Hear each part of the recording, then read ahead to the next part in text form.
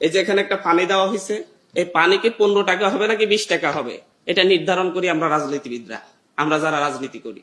এবং পানি এমনকি হচ্ছে বাতাস, আমরা যে বায়ু গ্রহণ করি সেই বায়ুকে আমরা নিরাপদ বায়ু গ্রহণ করতেছি, বিশুদ্ধ বায়ু গ্রহণ করতেছি অক্সিজেন হিসেবে, নাকি হচ্ছে দূষিত বায়ু গ্রহণ করতেছি, সেটাও আমরা নিশ্চিত করি, এটাও নির্ধারণ করি আমরা রাজনীতিবিদরা।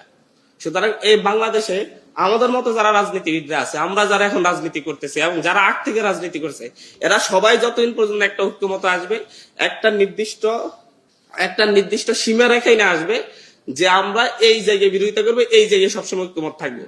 ভূমিদস্যুদের বিরুদ্ধে ঐক্যমত থাকবো, জলদস্যুদের বিরুদ্ধে ঐক্যমত থাকবো, যারা গাছ কাটে তাদের বিরুদ্ধে ঐক্যবদ্ধ থাকবো। এই যে কয়েকটা পয়েন্টে যদি আমরা ঐক্যবদ্ধ হতে পারি, তাহলে বাংলাদেশ শুধু 5 বছর লাগবে না, 2 বছরে পরিবর্তন হয়ে যাবে ইনশাল্লাহ।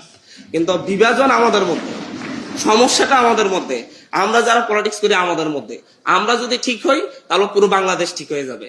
এত সেমিনারও করা লাগবে না। বাইরের দেশ থেকে হচ্ছে কিভাবে বাংলাদেশের পরিবেশ ঠিক করা যাবে, বাইরের দেশ থেকে প্রচুর এটাকে কি বলা হচ্ছে পরামর্শ নেওয়ার জন্য পরামর্শদাতাও আনা যাবে না, আনা লাগবে না, 100 কোটি টাকা খরচও করা লাগবে না। পুরোটাই আমাদের সদিচ্ছার উপর নির্ভর করবে, আমাদের ঐক্যবদ্ধতার উপর নির্ভর করবে, এর বাইরে আর কিছুই নেই।